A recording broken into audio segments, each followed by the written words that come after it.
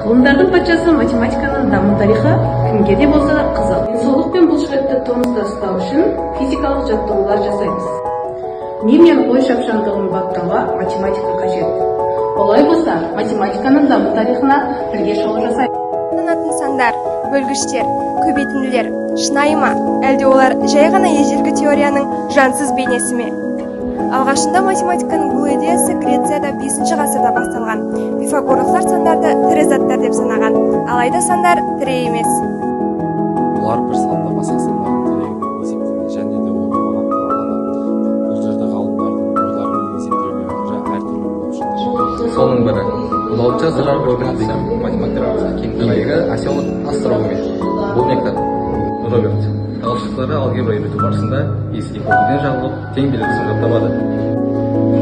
Бұл таңбалардың мәнісі комфорт. Математика ол тереңдетілген философия. Сонымен қатар ойын, формула білсең және үзіксіз практика жасап отырсаң, сонда жеңіске жетесің. Айтпақшы, біздің мектепте математикадан қосымша ақпараттар қарастырылған. Соның бірі QR-код Store. Қызықты ақпараттарға қол жеткізе аласыздар. Назарларыңызға рахмет. Сіздерге болған ол бірінші класс оқушылары.